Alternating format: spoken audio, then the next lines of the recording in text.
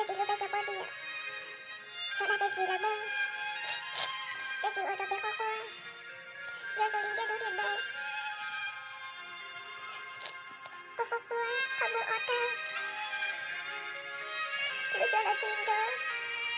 Chị nhớ cả xa mưa. Tay đầy ý, hai tia, rồi cho giờ được luôn. Ê, kia lên qua. Họ là cho nên tụi chị nàng. Giờ chị lúc bé cho con nè. Nên chị sao tốt đàn ấy mơ. Nên bỏ hai tia. Con nè Lucia. Lũ lanh tư lạc, kẻ lũ tia. Thôi con đi xa hai tia.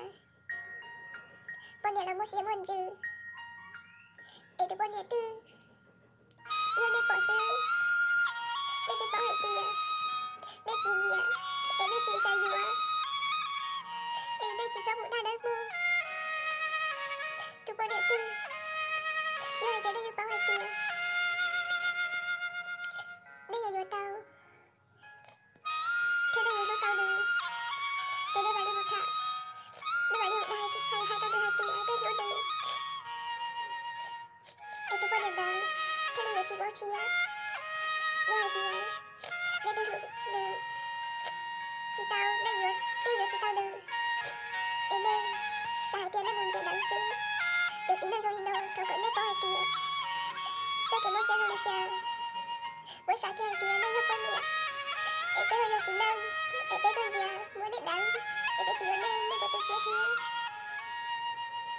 Lên từ là tụi xe mà mua xe ý à. Ê thôi tụi chị nâng. Giờ rồi chị tao bây cho con đi à. Chị sao tuần gì à. Chị sao hai đình tao nâng. Rồi lũ hai tia lũ. Hai cái môn đông tì. Chị sao ra. Giờ đi bỏ hai tia dù tao dù lũ tao. Dù mà đi hai là lũ tao nữ. Thế là giờ chị mua xe. Ý là đi cứu. Cứu tao hai là lũ. Tao tụi nâng cứu lũ. Để chị chưa được đau của sư. Cứu theo đi mua xe. Tao có đi bảo. Hai tia kì mua xe mà đi.